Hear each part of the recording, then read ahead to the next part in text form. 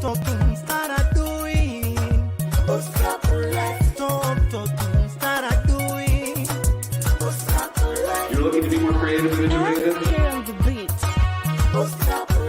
And one of the keys to unlocking your potential is an entrepreneurial mindset.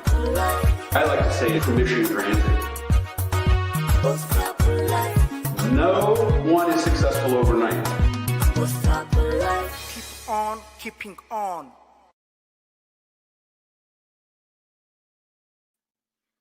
Good morning, good afternoon, good evening, wherever you are at in the world, and welcome to day 31 of 31 Days to Padded 2. This is our last day. It's been an incredible 31 days. This has been a micro experiment. We heard about this on our show in terms of taking these tests and experiments to learn and to grow and to transition. This 31 Days to Padded 2 is one example of that. For me, it's changed my whole perspective on how to go about sharing the wisdom that we've learned on 31 Days to Padded 2, which includes how to reboot your brain, how to focus and create a compelling vision and goal, how to follow through with that goal, how to take action on that goal, and how to get unstuck when you're stuck by fear, uncertainty, and the unknown. It's been a fabulous show. It went much faster than I thought it would go. And so I think today, instead of going into any specific lessons, we have a number of guests. The show might go over, I'm going to guess it's going to go over an hour today because of the volume of guests we have and the amazing quality of guests we have. And so I want to get right into it today. Amy, who's up first?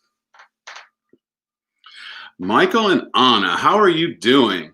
We're doing great, man. How are you? Thank you for having us. Good morning. You're looking good. Thank you. I was adding it up. 35 years we've been friends. 35 years. Can you believe that? Yes. When was your wedding? June 10th, 1989. And you were in it. You were part of it. I know, my gosh. Well, and I remember the car that you got driven around in too. That was my car, right? He was driving around in the old Model A. Yeah. What year was that? A 31 Roadster. He still has that car, by the way. Wonderful. Yeah. Hey, you're living in Atlanta, right? Yes. Douglasville, Georgia, actually. Pardon me? Douglasville, Georgia. Douglasville, Georgia. Near Atlanta. Mm-hmm. Is it a suburb? Yes. There's a lot of tension out there, here in the United States around George Floyd's murder. I'm just curious from your perspective, what your thoughts are around this and how people maybe can take a more productive and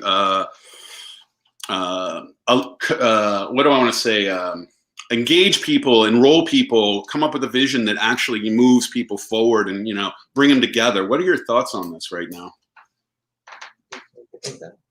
I just think, Sean, it just needs to be equality all the way around for every person, in the United States. I have a scenario, but I'm not going to mention it because my son, he's over here and he'll be like, but we're all human beings. When the dust clears and the smoke settles, we're all human beings because, okay, just for example, if a meteorite the size of the United States hit the earth right now, that meteorite doesn't care if you're black or white, fat or skinny, rich or poor, Republican or Democrat. We're all human beings, And until we start treating each other with more respect, I think it's a respect thing. People should respect other people.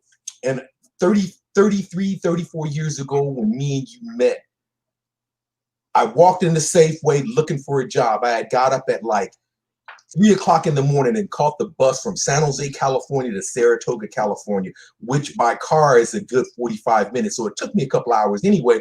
Yeah. When I walked in that store and we saw each other and we looked into each other's eyes, we didn't see, I saw a son, I saw a guy working in the produce section. You saw a guy that came up and I'm like, hey, is the store manager here? And you're like, yeah, 1 minute, I'll go get it. You went and got him. Steve Sebring, I'll never forget. He came over. I'm like, hey, I'm looking for a job. Do you have an application? He said, like, yeah. I said, okay, I'm going to take it with me. He said, no, if you fill it out right here, I'll go over it and we'll go from there. I filled the application out right then. And that was back then when you had to do it manually. Right? That's right. You know, pens. Yes. Right. And I gave him the application. He looked over it. He looked me in the eye. He says, when can you start? I said, I can start tomorrow. He says, well, come back at this time. I went back over to you to the produce section. And I said, hey, man, thank you very much for doing that for me. I appreciate it. And here we are today, still friends. I love it. And, you know, it's true. And that it's, I think it's hard for people, and I've been blessed by being in different environments, and, you know, many countries in Africa, as one example, Asia and the Middle East. And what I've found is it's just that we are all the same, and everybody wants the same thing, and that is their own independence, you know, 100% agency to create what they want in their own lives. And I don't know what we can do to, because a lot of what we've talked about, and I know you've seen this on the show, is how to think differently, how to change those thinking patterns, Right. so that, and those mindsets, so that we are more productive and more positive and helping as many people as we possibly can, instead of, you know, destroying. And yeah, it's all about help. You know, next man up. If somebody, you know, you reach down and you grab that person and you pull them up, and then you look up, and if somebody's up there, you reach up and they pull you up. I mean, it's not, you know, everybody wants the same thing in life, which is to, you know, to live happily and to be happy and to feed your family and to, you know, be able to step outside in your yard and you see your neighbor and you wave, you know, and it doesn't matter, you know, it doesn't matter what color or what, we're all human beings. That's the bottom line. Sean, I'd like to add to that. please. I grew up in California, so leaving California after darn near 40 years and coming to the South, it has been a very interesting experience for me. Even though my mom was from Oklahoma, my dad was from Texas, I find that, you know, in California, it was such diversity. We grew up with a little bit of everybody, and it's understanding, it's acceptance, it's getting to know that person for who they are and not what they look like or what they have. And so that's kind of been my model for my family, my children, to make sure they understand that, get to know a person. You know, human nature, we want to judge, but we have to get out of that mindset. You know, get to know who the person is, what walk of life. You never know what they've dealt with Or prior to you, through. you know, so. And then I have another one. You know, when you look at me, look to see a father, a son, a grandson, a friend, a hardworking, law-abiding, tax-paying citizen.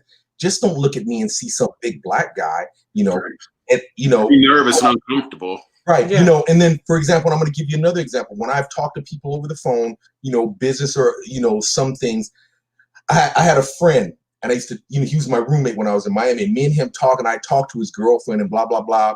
And then one day I met her, and the look on her face, she was like surprised. And, you know, and then later on, Efren told me, well, she thought you were white. By the way, you sounded, I guess. You know.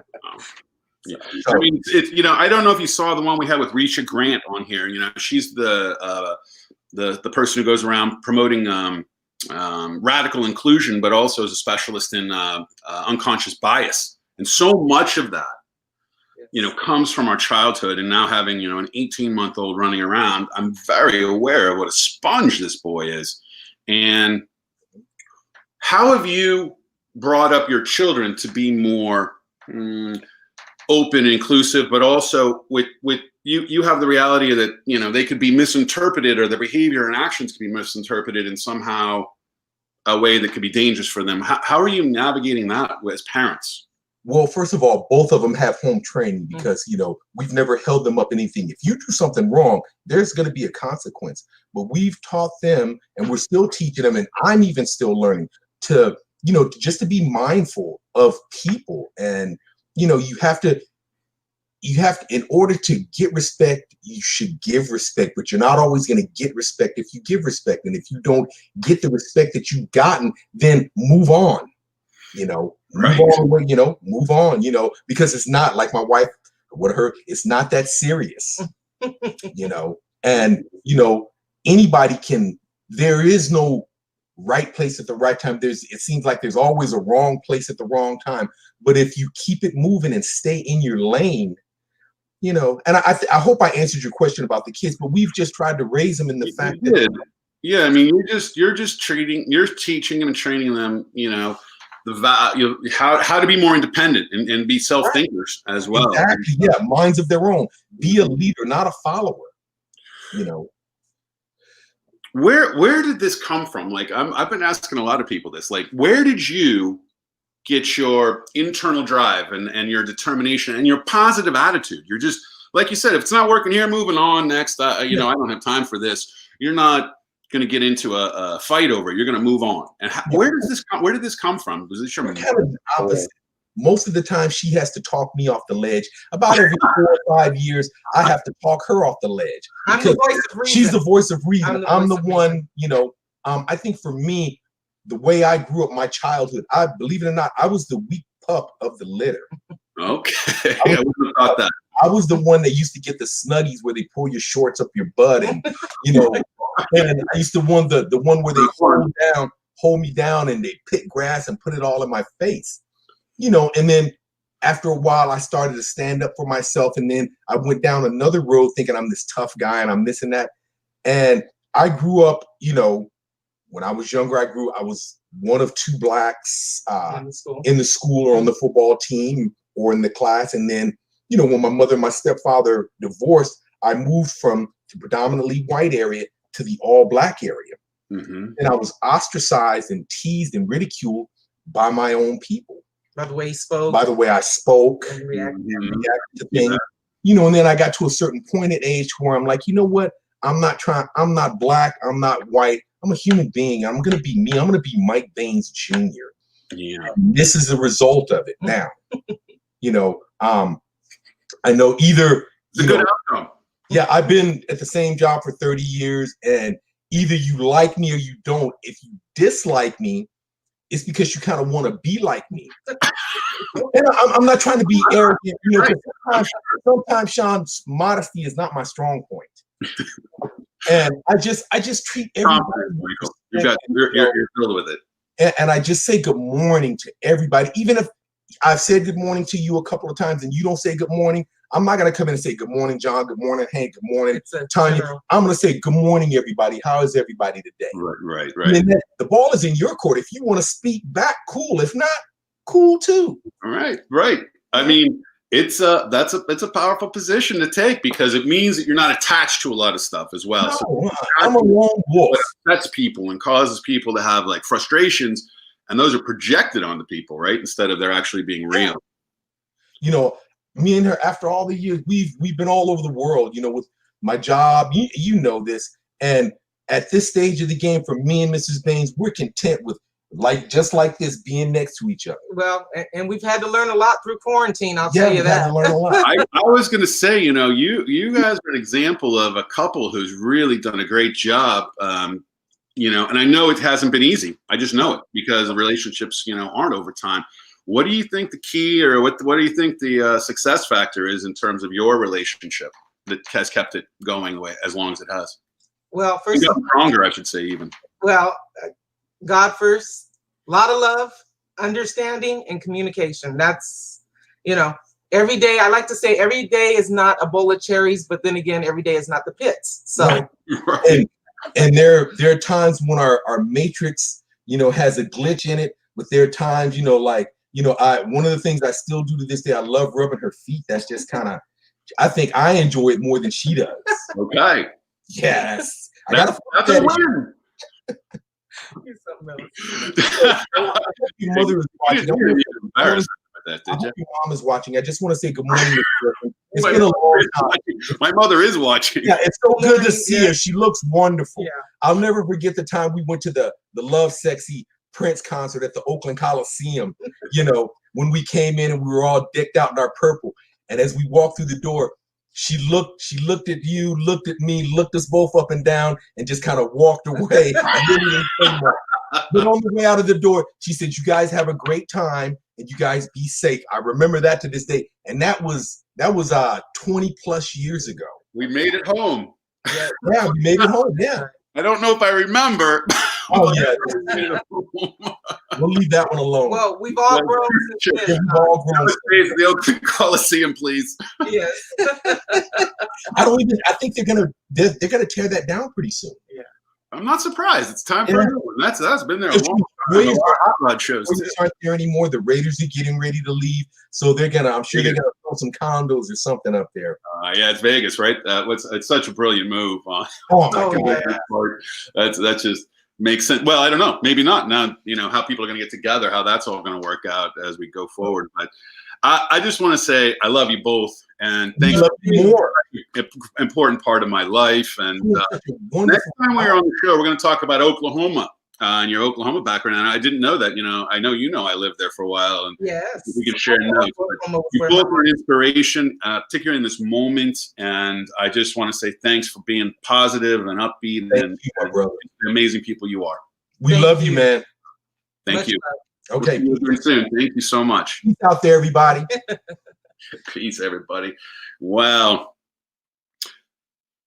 you gotta keep, this whole thing about not judging a book by its cover, I think is what it comes down to. And when I saw Michael, I can remember this day, and I was stacking, I worked at Safeway, that's a long time ago, stacking apples, I think, or oranges, and he walked up, and the fact is I saw this person who was just really a good soul, a big heart, and that's what I saw. And I'm so glad you've come into my life, Michael. Thank you, and Anna. Okay, I think we have Shelly Porges is next. Is Shelly here? Hi, Sean. How are you? Oh my gosh, today is like the greatest day. Yeah, thank you. Thank you. Thanks for having me here. Anna, which I haven't seen in a long time. And how are you doing? You have been so busy. Indeed. How are you managing all this busyness you have? And tell us a little bit about what you're doing. And sure. Happy to tell you about what we're doing, and I'm just trying to center my thing to see what your best views. Where can people go learn more? So tell where they can go learn more, so we can put it in the bottom of the. Okay, I do want to comment on your conversation you just had with your friends and tell you that we've been working hard on the $1 billion fund for women and what we call Beyond the Billion, and I'll tell you more about that in a minute. But this has been a really powerful week for all of us, I think. Sure. And I would say that since the lockdown, notwithstanding the fact that my husband had emergency surgery just the week before the lockdown and is about to head into another surgery next week. How's Richard? He's doing well. Thank you for asking. He's doing well. We have every good expectation for what's coming up this week. We're all well prepared in that. And, that's not the point of what I was trying to bring up. Saying, despite the fact that there are many other, there are many other contextual things that are going on in life and in our lives and in other people's lives. This past week has hit me really hard. Obviously, because of what happened in Minneapolis, that brings to mind the fact that I have kids. I have 4 kids, grown up. Yeah. That, being privileged to not have to worry about every time my sons go out, it's just been really moved me. And particularly now when we're so far away from them and not able to see them, not able to hug them, not able to be, with our kids, our grandkids and so forth. It's been a really powerful week. And I think it's a week where we all have to say that I so admire the incredible attitude and insight that your friends gave us just now. Mm-hmm. But I also have to say, for those of us who have taken too much for granted for too long, maybe. Yeah. That it's time for all of us to stand up and not leave it to our friends of color, to our colleagues of color, to HR departments to make our businesses integrated or whatever, and to provide opportunities for people. And I'm taking this very much to heart. And I just want to share some of the thoughts that have been shared with me, because it's going to help guide me going forward, and to the degree that it could be helpful to other people as they're dealing with these really serious times. Is this something I can visualize? I have a vision board I can draw out. Sean, you are the master of visualization, so I would never say I do it no now to that. digitally. I do it digitally now. Our work together, that was one of many talents that you have that always impressed me. But I want to share something that my co-founder Sarah Chen shared with me yesterday. It was an article written by a woman whose white boss came in, and after years of having been in the tech industry, where less than 5% of tech folks are people of color, less than 3% are women of color. Mm-hmm. That for years she had gone through all these murders of Black men without any acknowledgement in her workplace, because she was working among rooms of white people, basically, mostly white men with. Obviously, because women are also just, all women are low proportion of the tech industry. And without any acknowledgement after these horrific, attacks, really, murders mm-hmm. that have been going on for a long time now. This is not a new. Racism in America, and violence against people of color in America has been going on for a long time. If you don't know it, I live in Washington, D.C. Go to the African American Museum. I would say that to me also was a huge education, because though, of course, we've all known that there was slavery here. We just didn't know that many of us, even though we theoretically had it in schools and whatever, had no idea what the scope is. So anyway, I've been trying to educate myself all along. And I have kids who are helping me get educated. But I want to come back to this article written by this woman who, in the tech industry, who said, prior occasions, no one in her workplace even acknowledged what was going on, mm-hmm. and thereby essentially erased the possibility. And she was then alone in her grief and her, and all her emotions that she was feeling about seeing people who looked like her brothers, her father, whatever, being attacked and murdered, and so but yet she had, in this particular occasion, she had a new boss, a white woman, and the minute she walked in, the white woman said to her, "I can't believe that no one here is saying anything." And the woman was herself, the boss, was so moved and said, "How are you feeling? And let's talk about this, and let's bring the group together to talk about this," and took a stance to say, we can't let these things go unacknowledged. We can't be living our lives as if nothing is happening in our country. I mean, this affects all of us, whether you're fortunate not to have to worry about your son walking out the door or not. It is affecting you, whether you know it or not, in so many different ways, and without going into that. But anyway, so, the article by this woman not only shared the experience that was so powerful for her when her white female boss acknowledged how she was feeling, and then provided support for her and outreach and recognition. And while I fully respect what your friend just said, what Michael just said, and admire his, fortitude, given even the few small things he shared with us about some of the aspects of his life, I have no doubt that knowing that every single one of us, male, female, white, person of color, or whatever, we're all racist. I mean, we really are. And what I mean by that is not that we're all bad people. It's that we have grown up in a society that forces us to acknowledge that we see people differently, whether it's warranted or not, is not the point. It's the fact that that's how we've been raised. And, Bakari Sellers, who's a Black newscaster on CNN, said something the other day on CNN. He said, look, I'm racist. He said, I cross the street sometimes when I see a Black guy who's bigger than me. I mean, when he would say that, I thought, gosh, that's something that, now at least I'm aware of my feelings around, how I feel when I see different people around and how safe or not safe I feel, whether it's warranted or not. Mm-hmm. But he was saying that. I'm thinking, oh my gosh, so his point was, it's not that we're racist or not racist. The question is, are we sort of blind and sleeping, or are we anti-racist? Will we take a leadership role, or even just in our community, our circles, our family, our friends, to stand up and say, this isn't okay, and I'm going to do something about it. And if most of what I do about it, start with yourself. I mean, I'm not saying that everybody needs to go out on the streets and protest, although that's a good thing to do. It's one way of showing how you feel. Yeah.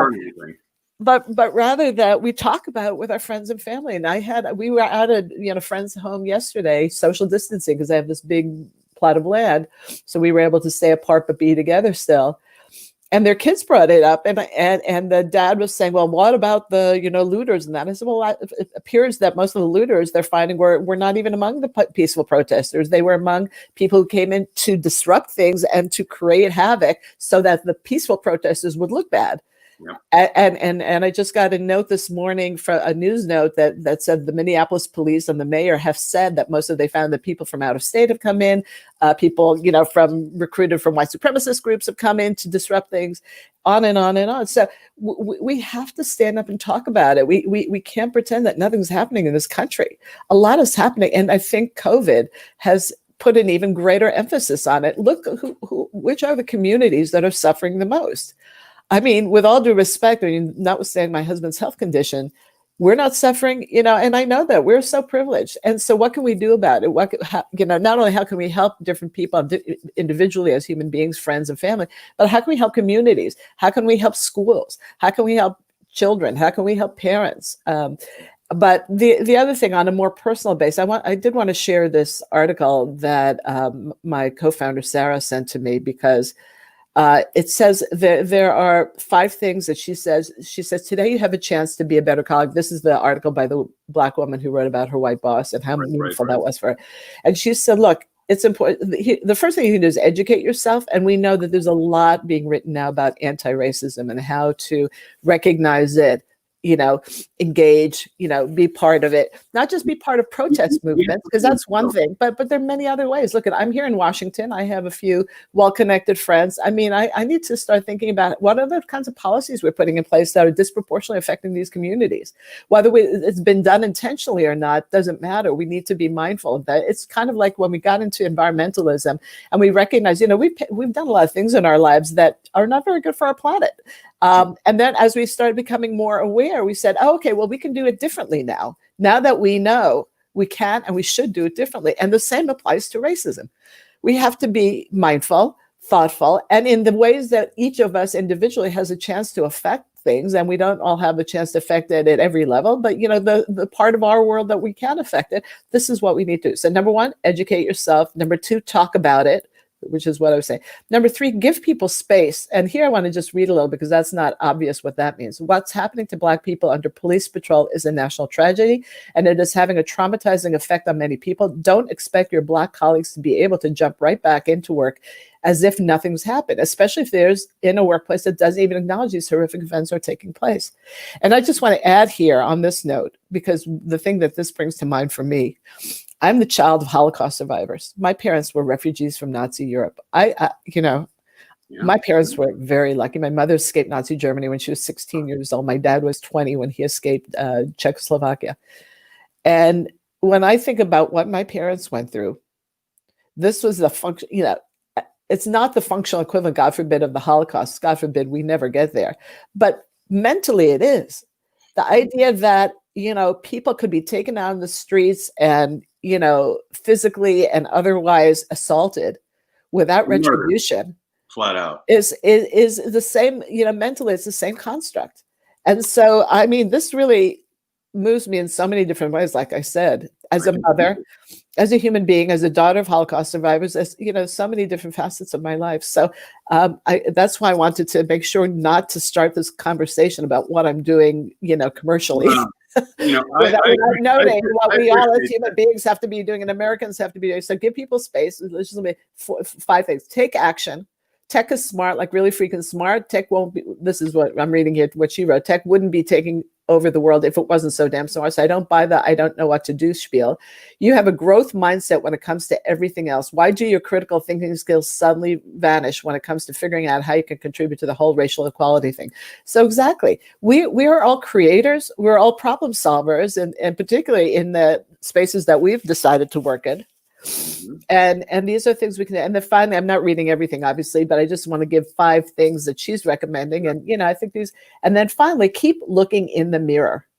Each of us has a part to play in creating the workplace and world that sees that the humanity and value in all people. So I'll just stop there on that note. I mean, I think that we're fortunate in terms of our travels, right? And I was, as you were talking, and I was thinking about what was where I realized that I was racist, and it was when I was in Pakistan, and I was walking in a park, and this guy was walking up to me, and I thought, oh my God, he's gonna kill me. I thought for sure, you know, because in my mind, this vision of terrorists and what they were and who they are. No, that wasn't the case. He wanted to just thank me as an American for coming to Pakistan, to being part of his country and seeing that it's not like what is projected out in the world. My brain went boom, right? And those moments, Michael Baines, another one, you know, another moment of just, you know, seeing the world differently. And I'm fortunate. I was raised in California. You're fortunate as well. You lived in California, and you get a little more openness there.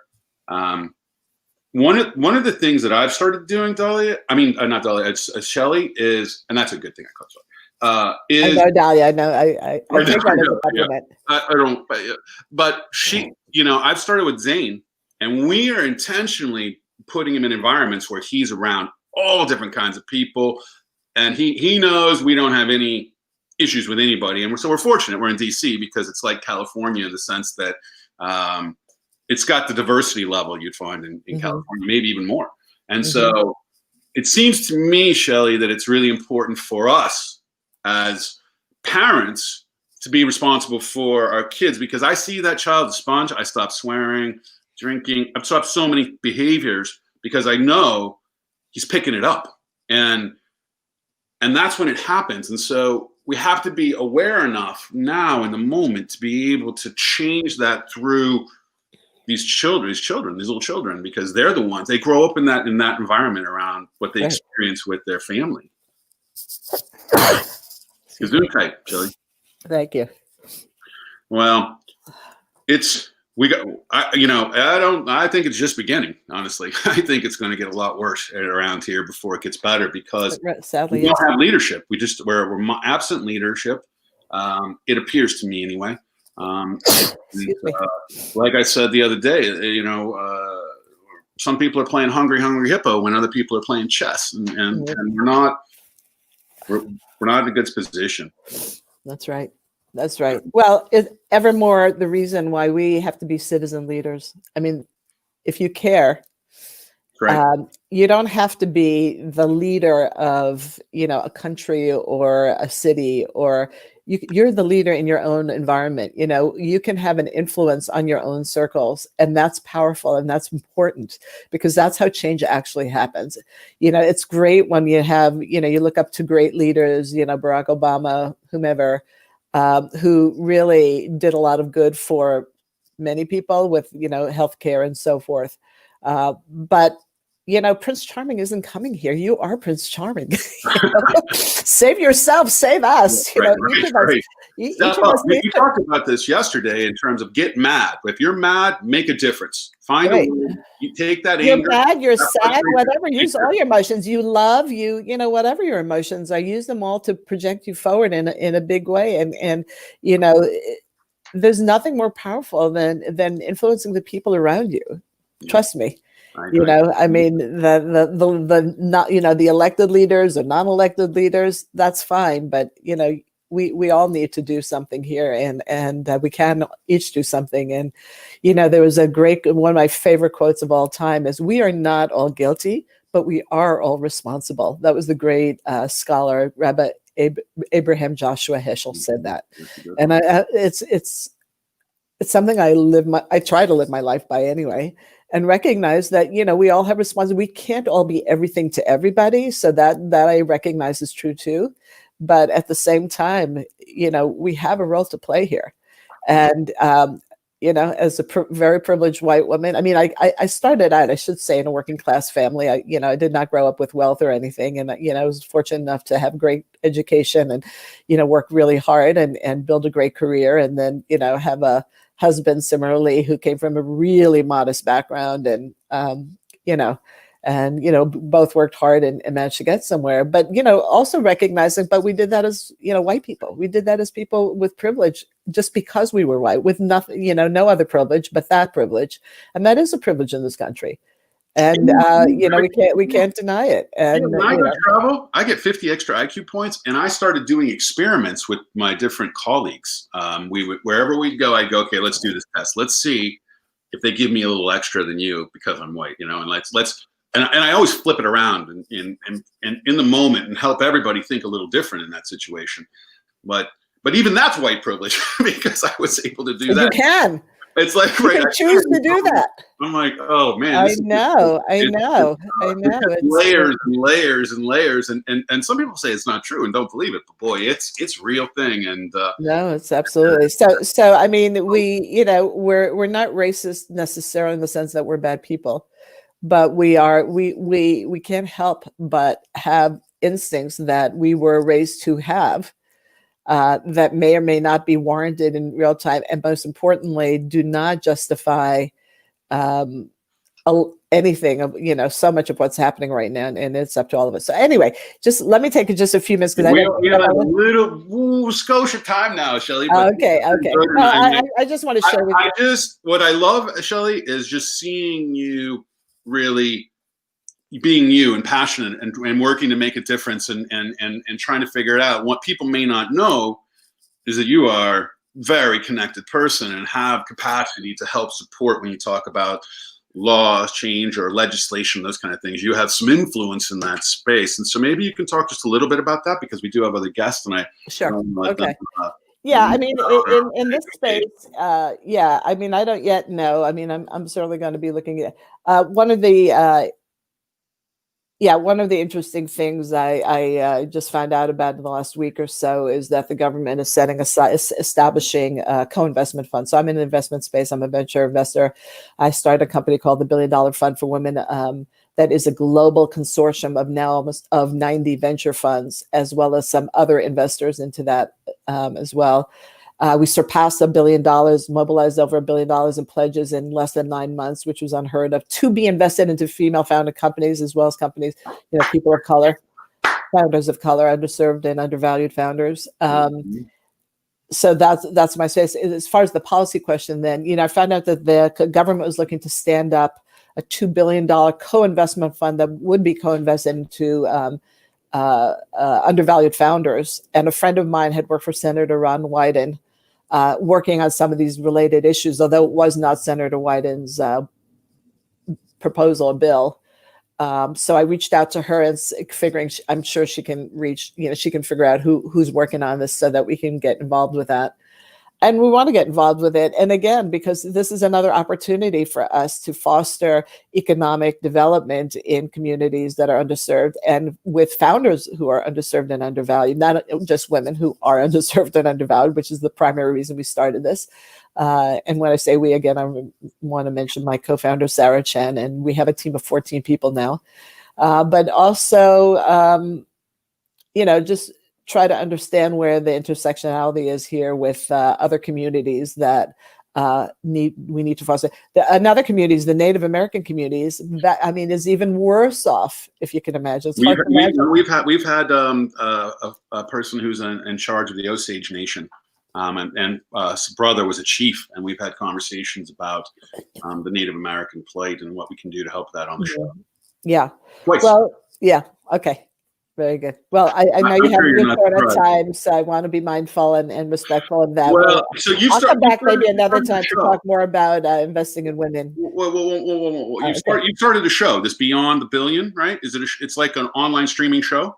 No, Beyond the Billion. So when we surpassed the billion with the mobilizing the venture funds to invest in women, we knew we had to go to the next level, which is to start drawing in what are called limited partner investors, institutional investors, high net worth, family offices, endowments, foundations, et cetera, to invest into the venture fund so that we could create a virtuous cycle of investment into women-founded companies.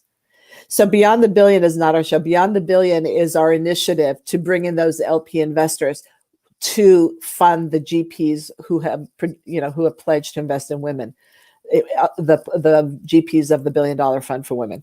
And so that's what Beyond the Billion is. Now, having said that, we started a show called well, we had a series of gatherings of GPs and LPs. The GPs are the managers of the venture funds, the LPs, those who invest into the venture funds, the general partners and the limited partners. Yep. We had a series we used to call the Billion Dollar Breakfast, where we would, in real life, have events all over the world, bringing them together. Well, of course, now we can't do that. So we brought that virtually, and that's called the $Billion Bites, BYTES. And that's our show. So it's not a show. It'll be a monthly gathering, right? It'll be a monthly gathering of GPs and LPs, so we can bring them together. And also because now we're virtual, not only can we be truly global, where before we had to, it was based in Paris or Toronto or Singapore or San Francisco. Now, of course, we have a global audience. Yesterday, Thursday, we had 100 people on the line, literally on 5 continents. Yep. And we will continue to do those. Those are monthly. You're running those monthly? Yeah, we're doing monthly. MasterCard has sponsored the first 3, and Booz Allen Hamilton will be sponsoring some coming up as well. And so we'll be hosting those. And what it does is it helps bring the community together to discuss issues of our times. Mostly pandemic related now. Lots of impacts on funds and on companies, obviously, and that's what we're largely addressing right now. Wow. Shelley, thanks for being on the show. Okay. Well, thanks, Sean. And thanks for giving me a platform to share, what's been a really, like I said, really important week for me, and really appreciate that very much. You're so welcome, man. We got to remind everybody, you can text your messages or your questions to 202-642-7089. Keep those questions coming in and comments as well. Shelley, it would not have been a complete 31 days to Pata 2 if you weren't on it. So I'm so grateful for you being here. Thank you. Thanks. Appreciate it. Thank you. Thank you. Best wishes. All right. Great. Thank you so much. Thank you, Shelley. It's just a moving time, right? We're in a moment where emotions are thick, and that we need to be focused on. And as Shelley was talking about, finding those passions we have, finding those goals, those visions we have, and then acting upon them to move forward, to do as much good as we can for as many people as possible. Shelley, thanks for all you do. Okay, who's next? Rafi and Mariam, hello. Hi. How are you two doing? Doing well. How are you? I'm excellent. Coming to us from Yerevan. Are you in Yerevan still? That's right. We're still in Yerevan in Armenia. Yeah, that's fabulous. Well, we haven't seen each other in so long. What made me think about you two and reach out is I saw your wedding anniversary photos posted on Facebook. Oh, yeah. Congratulations. Happy wedding anniversary. Nice pictures. Pardon me? Those were pretty nice pictures. Those are beautiful pictures, man. Right? Yeah. Everybody looked good. And still does today. So one of the reasons I was interested, you two are unique in the sense that you are both entrepreneurial and you work together as a, let me change this here. I'll help us there. There we go. And I wanted to talk a little bit about how you two as a couple are able to manage working together, starting up businesses together, just and living life together. Can you both talk a little bit about this? Because I think a lot of people would be very interested, particularly as more and more people start looking at creating new businesses or side hustles because of the current realities we have. Sure. Well, Mariam's actually the reason I became an entrepreneur, because when I first, so I'm originally from Canada, from Montreal, although I have Armenian ancestry. I actually moved to Armenia in 2011 with a job, but it was for a 1-year contract. And I met Mariam 6 months in, and I decided I wanted to stay with her, but no surprise. Yeah. I always wanted to come back to Armenia, but I didn't expect to be moving to Armenia in one shot. So, but meeting Mariam, I think it made it clear that there was no reason to return to Canada at that point. So the next obvious question was, well, what do I do with myself in the meantime? And of course, my mom had always told me that if you're going to live in Armenia, you shouldn't take a job because you don't want to take a job away from a local person. You have to create jobs, not take them. And and Mariam was always like, likes to start initiatives, and she's the one who pushed me to apply for Startup Cup. Actually, I think Mariam is the one who told me to do it, and which is how we met. Yeah. So then, of course, I mean, the result was my company, which was, a fancy way of saying it was a web development studio, which did quite well until I sold it. And Mariam, in her turn, had her own bunch of ventures. But let me excuse me. Let me ask Mariam this question then. So, Mariam, you're fired up and driven inside, right? You've got that entrepreneurial spirit that's like strong, and you are a strong-willed woman, and a human. You're strong-willed, and how it can't be easy. You guys have been together quite some time now. How do you manage? What's like? We heard from Michael and Anna, it's communication, right? I don't think she said compromise, but compromise. And what is it that you guys do that helps you, particularly as you work together? Because I know there's a lot of people in the audience who have husband and wives who are working together, wondering and maybe stressed out. Them people are more in isolation. What is it that you can credit to, and advice you could give people on how to stay together and build a stronger relationship and work together as well? My speech will be very honest. I love it. That's what I'm hoping. Mine was all lies. Good. I don't think it was. Like, this is our life. Is that what you were trying to say, Mariam? Honestly, I didn't need a university to learn about entrepreneurship. Armenia is a big university with its challenges to become an entrepreneurship, like to become an entrepreneur. And this is Mini Rafi. Rafi.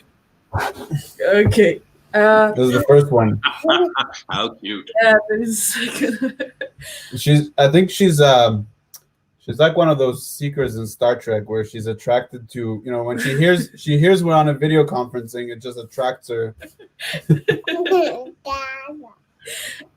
Anyway, the life was a big university for me to change or to bring good to people, because it's not easy here to live. There are a lot of challenges, a lot of things to do in Armenia, like developing countries. And of course, I was not from Canada, and I didn't live in a very developed structure. And my point was to create a structure where people will be happy in creating a job, creating a system, everything. And as a couple, what we give each other is like, I have this idea, this vision, let's create this system, let's create this place. And I think as a Canadian, he came from the country, everything is in their places, and I'm learning from him the models, how to create jobs, mentality. Let's help people. Let's create a social balance. Let's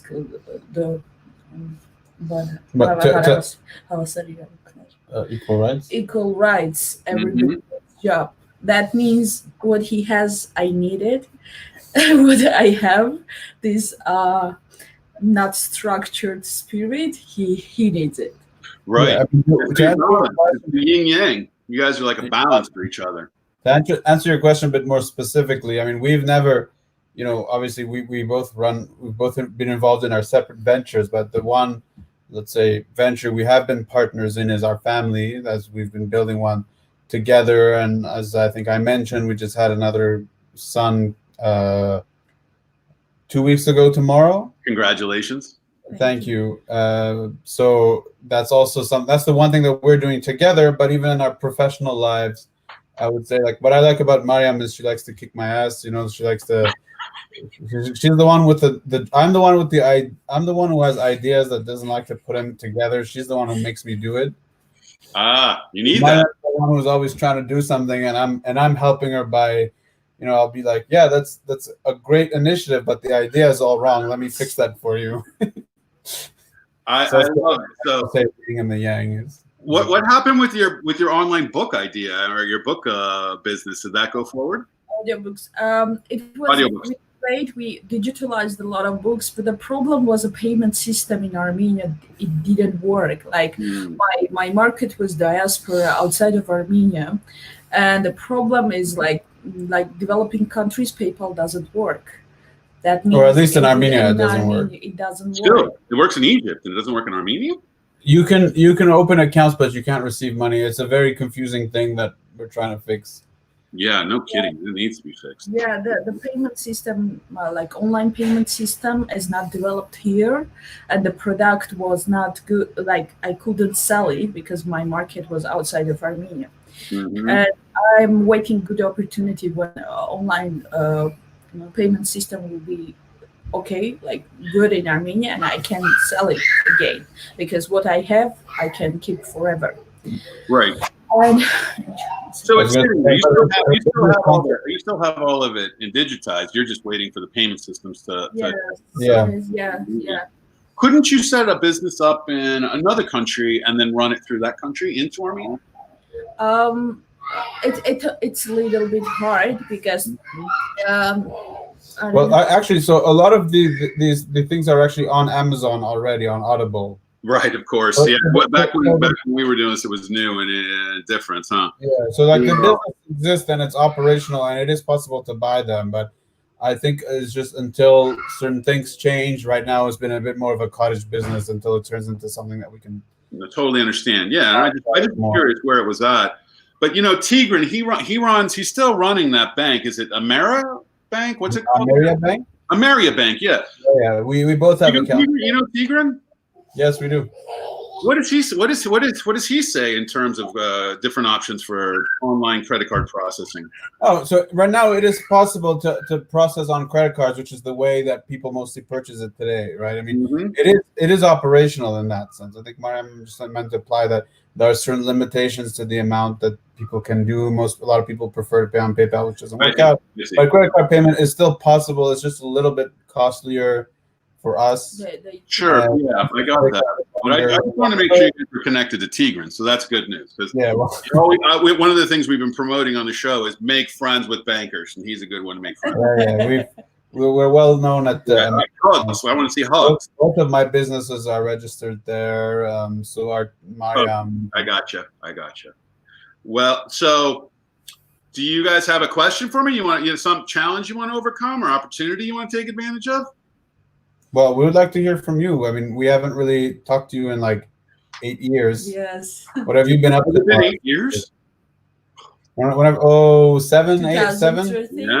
Oh my goodness, man, time goes by. You're kind of the reason we became entrepreneurs indirectly. So yes, that's true. I'm really happy to hear that. That's why I do what I do. And we had a special connection, and I appreciated the extra time we were able to hang out in your van and just get, I think you took us to a little burger joint or some special restaurant once, and I remember it to this day. And so, hey, I've been doing the same thing since we met. So for about 12 years, I've been training people how to train people to build businesses. So organizations. Been working on ecosystems. You went through some of our ecosystem design stuff in the early days. And so I've just been doing that. And then more recently, I've gotten involved in, and along the way, realized that we're not really helping people to build businesses. We're helping them to reach their full potential, getting them closer to 100% agency so they can, take control of their own lives and their own livelihoods through business building. So it switched. It went from being about business building to igniting human potential. And so that was a dramatic shift that occurred. Because that's a skill that can transcend your particular business model, right? Completely. Well, so then what happened is I 12 years of doing this, it got repetitious and I got kind of tired of it. And but then I got re-energized by getting into refugee settlements and starting to do work in refugee environments, and that process transformed my life, Rafi and Mariam. It changed me forever, like Pakistan did and Egypt did, and then these refugee settlements. And I just couldn't look at the world the same. My perception was shifted where, just having a light switch to turn on and working was a miracle. Having water running, not just cold water, any water. And to be able to have choices. I remember I got back to Kampala from 2 weeks on the road, these 2 weeks in these refugee settlements. And I walked up to the buffet. I didn't eat anything. I just walked up to that buffet and I said, "It is so good to see you, buffet. I just want to say thank you for being here today. And I love your options and your collection of food here. I'm not going to eat any, but I just want to say how great that you're here. I'm glad. That makes me, And so it's sidewalks. It's crazy, but the littlest things. And so my life is gone. And then along that path, I have an 18-month-old child, a boy. Congratulations. I got divorced from Kristen. You guys knew Kristen, and then remarried Seema Patel, the amazing Seema Patel. She's a CEO of an innovation and design thinking firm here in DC that works on the top 10 biggest challenges we face in the world. And so, and I'm living in Washington DC now, and so.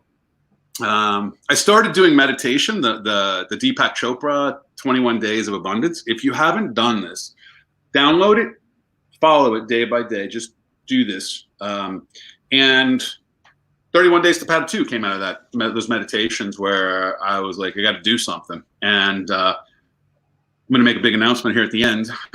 And so it was designed as a micro experiment to be able to see and experiment with what does it take to translate the transformational capacity and power and predictability of what we do around the world, what I do around the world, and do it online. And so that's what we're working towards here. Well, this is my micro experiment, and I'm so grateful. I've got Amy Campbell, who has been essential for pulling this together. Dahlia Al-Sayed, who you know, is also Hoi in Vietnam, is another person who was essential to being able to make this happen. So this is the new direction. This is the new reality for me and the work that I'm going to be doing.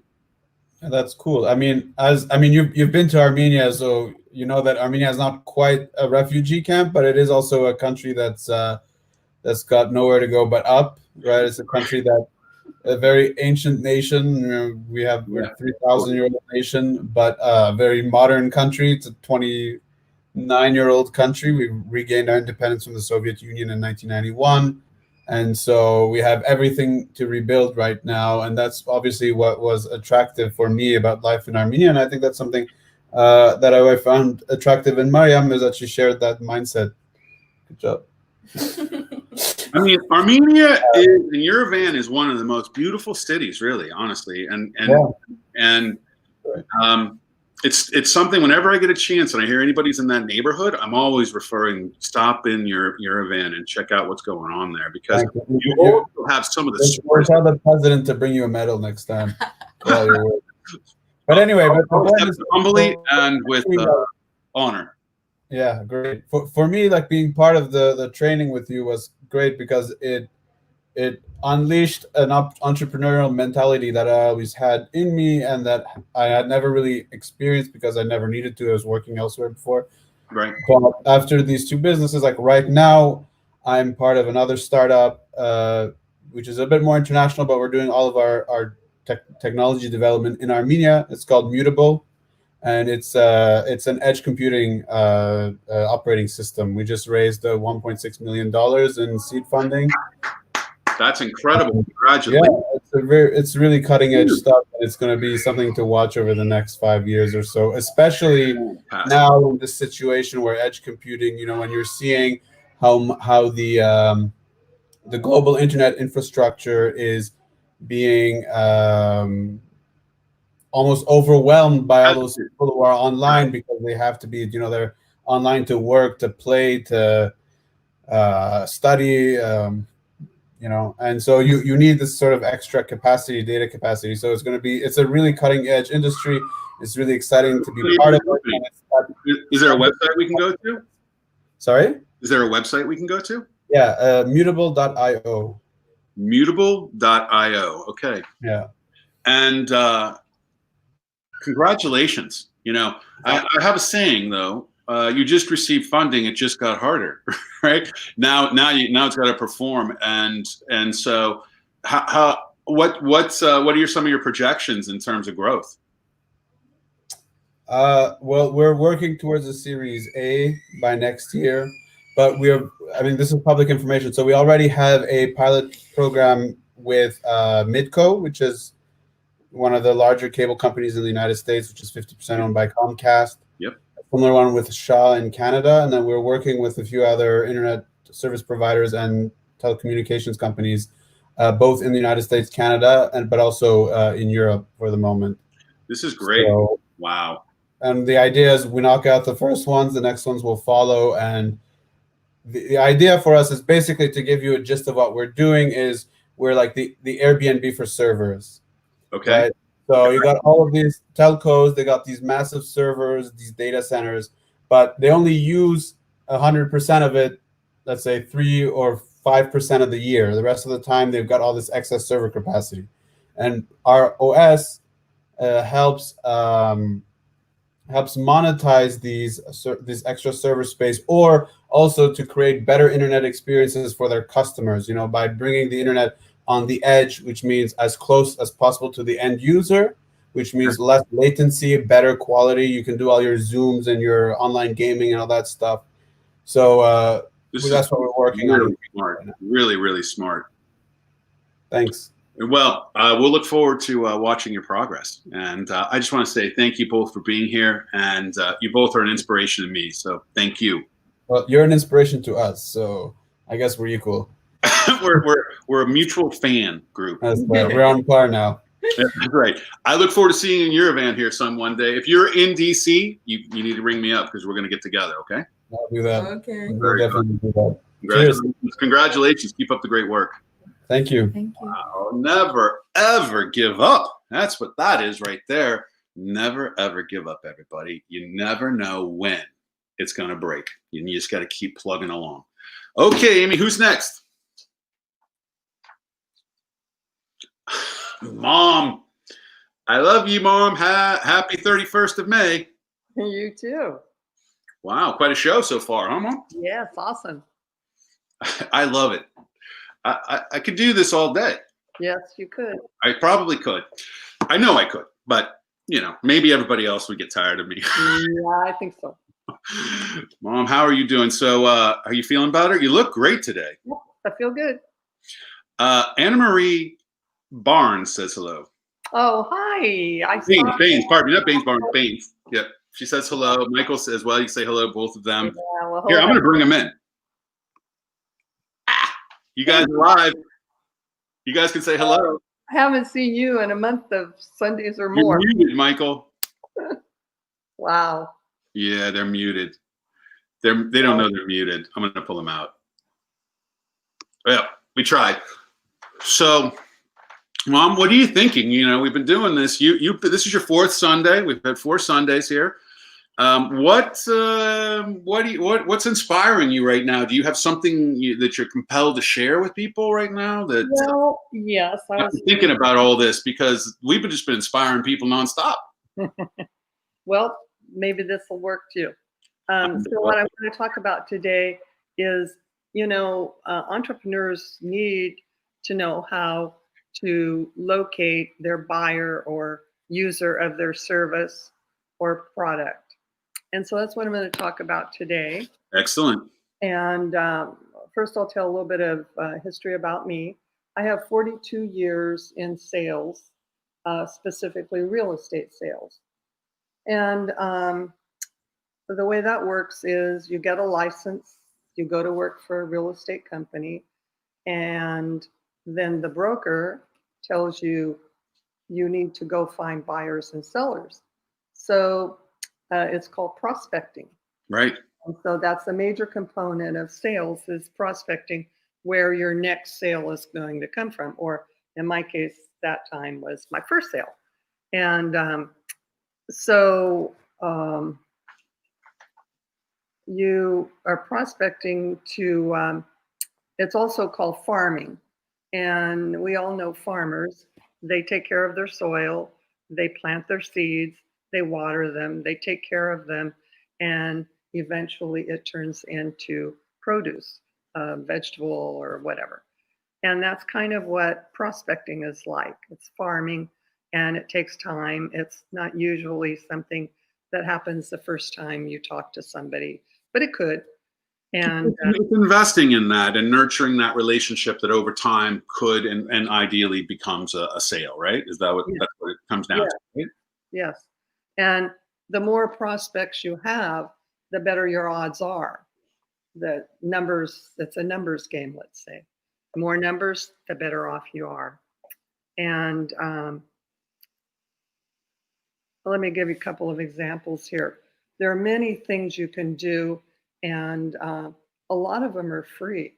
And like Facebook, YouTube, the internet, and you can get on there and do something like Sean is doing, or you can do what I don't know if any of you stay up late or early in the morning, but there are a lot of infomercials, and those people are there not day, but night and early morning looking for buyers of their product or service.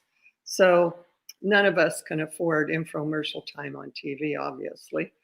But I mean, it's just another idea of how you could do it. And as far Can be pretty cheap though, Mom. Infomercial at like as 2 a.m. or 3 a.m. can be inexpensive. But Yeah. I think what you're touching on that's important around farming is, and we just were talking with Carrie about this, who was on the show yesterday, who's going to be able to go into Facebook and then is able to do searches for the specific type of person and their posts. And so you can actually micro target now those customers that are your customers in a way you couldn't before. Right. Whether that's Instagram, whether that's TikTok, whatever is out there. There are a lot of things like that. But And the capacity to do what you're talking about is even greater than it ever has been before. right. And I was going to talk about target marketing.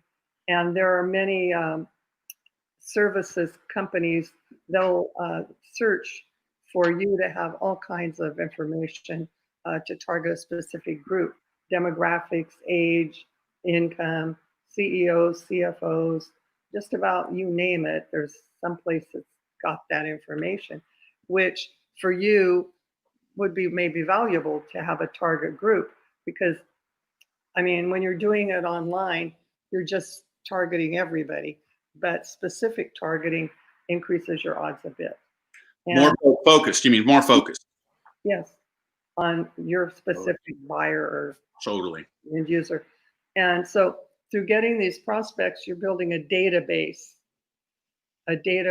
of them so you can keep in touch with them.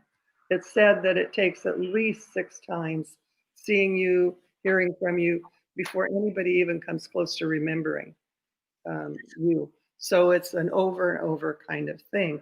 And you could do your own quick little infomercial and email it to these people. That's right. You know, you just kind of think out of the box, a big old billboard, you know. Whatever it is. Strategically positioned, of course. Yeah, the more you do, the better your odds are. I just had an idea, Mom. Yeah, I'm You've seen surprised. billboards for Padded 2 with Sean Griffin on Highway 101, 280. That's what Do you you want. see it? Do you see it, Mom? I can see it now. And you do want it in a high visibility location. Yeah. I don't know if we can handle my face that large. I'm just thinking out loud. Yeah, but it's way up there and you get smaller, you know, you're further. Right. True. Okay. Yeah. What else you got? That ends kind of what I had to say about it. It's just prospecting. There are different ways. Think out of the box. Let's bring Amy in here for a second, because Amy's good at this. I want her. Unmute Amy. Eating. Hey, unmute. Amy, what can you add to this? Because you're the one who's the automation, marketing, sales, technology person. What can you add to this that builds upon what my mom is talking about? That's the same as it's always been, but now you can do it differently and more efficiently, potentially. Right. I'm passing it to you, Amy.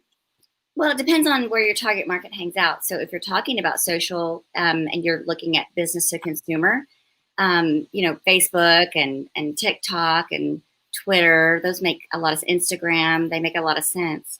But if you're talking more about business to business consumers, your primary targets are probably going to be a lot more focused in LinkedIn. And again, the upfront tasks that Noreen's mentioning, I think are very important to really know who your prospects are. Like we call them an avatar in marketing. Who are your focused market? Who are your products and services meant to serve? And once you know that, you can start making some really good decisions about your ads. I think in Facebook, I was mentioning to Sean that very often I've engaged with programs that have come through, and I'm a target for people who have purchased using social media before. So as long as I hit the demographic and I've had this behavior, right? So that's a behavioral metric versus a demographic metric, which would be my age, my nationality, my that I'm a mother potentially. These are demographic details, but my behavior can also be a target for a marketer, a really smart one, because I've purchased online, I've bought, I've bought that type of product or service before. Mm-hmm. You can use a similar type of metric, but it really some upfront work for you, so you're not throwing money just out the window. I'm rolling down the window and just shuffling the money out, like you're just made of it. It's not like anyone wants to do that. So were you just doing this? Were you just doing I this? was doing this all the way. Yeah. So to Noreen's point, you really need to know that target. And if you know it, and then you can think, well, what are their behaviors? What would be common for them? You can narrow that down and get even more focused. And those people are more inclined to hear you out, hear your messaging, and engage with your content. From an automation perspective, software and things that are available now can tell you what the customer journey or the prospect journey is for engagement across your website now, so that I know where they came in from, right? And what they did across the website before they actually transacted with us. And a transaction could be just their name and their email address. That's a minimum transaction. It's not something that we think about as monetary, but it is a data value exchange. So the more valuable the data, the more a marketer can ask for. So I could ask you for your phone number, maybe, if it's more impactful content. But if it's very high level stuff, then maybe just your first name, last name, and an email address is the most I can hope for. And again, then we hope to get to a monetary transaction as well in the future. But there's so much going on in the marketing world today that, to Noreen's point, I don't think that Noreen would today. It would be from a perspective of a marketer, it would be wasteful of me to put the talent of someone like Noreen on a telephone just making cold calls, because today I can give her more quality leads that are qualified leads than ever before because of the marketing capabilities, and she can make better calls. Yeah, qualified lead is the best. Yeah, for sure. Take you to revenue quicker. Yes, and so it's a privilege to be doing that as a marketer these days, because our number one. A lot, and I love it. Amy, thank you. Amy, I just wanted to bring in that piece because I didn't know what to say, and I knew you did. Thank you. Yes, you're welcome. Thank you. Hey, Mom, what do you do? What kind of experiments? We talked about these micro experiments. 31 Days to Pad 2. It's a micro experiment for me, my micro experiment that's going to grow into something much larger. We'll announce that here shortly. What kind of experiments can people do, and have you done, as it relates to developing sales, to try new things, and how do you look at them as experiments? Talk to us a little bit about this. Yeah. They are experiments because you don't want to continue down a path that isn't producing results for the amount of work or money, because some of it costs money. And in real estate, we spend a lot of money on ads. They still in the newspaper, full page stuff. Anyway, so as far as experimenting, I did experiment with, you have a qualified buyer, a seller that wants to sell their house. So there's one called for sale by owner, and they try to sell their houses themselves. And so realtors bombard them because eventually they're probably going to list their house because it's hard to sell it yourself, especially where I live in Silicon Valley. And so I did that with a friend, another realtor, for quite a while. And for me, it didn't produce enough results for how much work it took to go there, show them this, show them that, do this, do that, and keep following up. So that's it. And a lot of people get stuck doing one thing, realtors.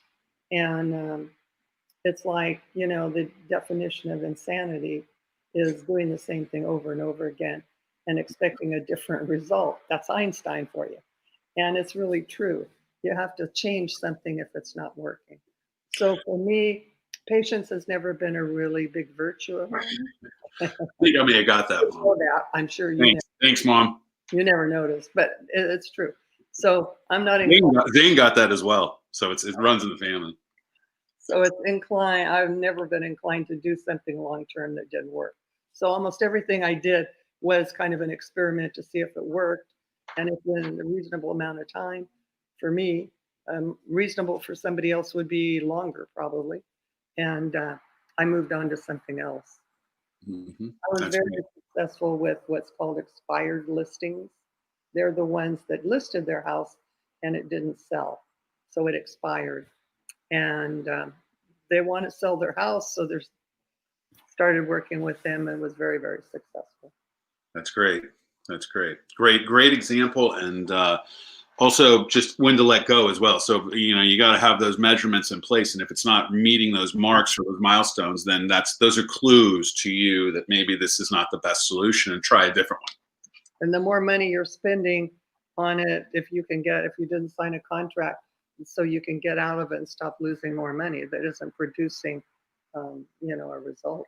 I think that's really, really important, Mom, is that spend as little money as possible and don't get locked into long-term situations, especially when it's an experiment, because you need to get out of it fast and then move to something else so you're not locked in.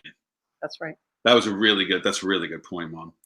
I just want to say thank you for playing and being part of this adventure with me. You are.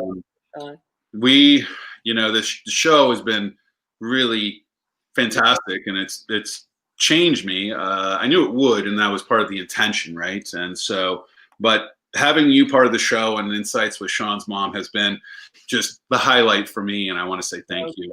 I'm glad. Is Dad there? My pleasure. Is Dad there? No. Okay. Well, say hello to Dad. I thought we could say hi to him today. I love you, Mom. Thank you so much for being here. You're still going to be part. You'll still be part of where we're going with this, right? Oh boy. Okay. Don't get too excited, Mom. I'll promise. That's on the internet forever. You're supposed to say yes, whatever you want. That's what I'm worried about. All right, Sean. You know I'm here for you. All right. I love you. I love you too. Bye. Bye-bye. Well, all right. I think, is that it, Amy? Is that our guests to line up today? Okay. So, yes? You're muted. I said, yes, it's been very exciting. It's very fun. We've had incredible guests and phenomenal. And you made it so smooth and looks like, it's a television broadcast. Yeah. So, Amy, thank you so much. Thank you. I appreciate being part of it. Thank you. Okay, everybody, here we go. Our winner of the last 1 hour of one-on-one visual coaching with me is David Dollar. That is really his name, David Dollar, or he's pulling a fast one over us. But I got to say, that's a great name, David, and I look forward to seeing how many dollars we can help you make. Well, it is our 31st day on the 31 days to Padded 2. And we have decided that we're not going to stop. But we are going to take a break. We've been doing this daily for 31 days, and we're going to take a week and a half off. And come Friday, June 12th, we're going to run a 24-hour Padded 2 with me, Sean Griffin. That's right. We're going to have 24 hours of Padded 2 with valuable insights. We're going to travel around the world throughout that 24 hours. Wisdom, insight, and visual coaching the entire time. I hope you'll tune in. We'll be promoting it more as we go. And then we'll have another announcement during the 24 hours of Padded 2 that we'll talk about our long-term strategy going forward with Padded 2 with Sean Griffin. I want to thank everybody who's been a guest. We've had over 80 guests on the show now, over 80 guests on the show, which is just mind-boggling to think about, and how quickly that all came together. I don't know if we'll go 24 hours daily for a month, but right now it's one day, 24 hours, June 12th, and then we'll make an announcement on our long-term strategy going forward. But I just want to say again, thank you to everybody who's been on the show, who's been inspiring everybody, for all the Reboot the Brain lessons we've received, for all the How to Get Unstuck lessons, for all everybody who shared their emotions and insights in this moment we have in time and history with COVID-19 changing so many things in our lives. Thank you. We can overcome. We need to step up. We need to take action. And as I said before, if you're mad, turn that madness into make a difference and make your difference in the world today. I can't say what I usually say, so I'll see you on June 12th for 24 hours of Padded 2 with me, Sean Griffin. Until then, make it a great week and day. You got to never ever give up. Never ever give up. Never ever give up. Never ever give up.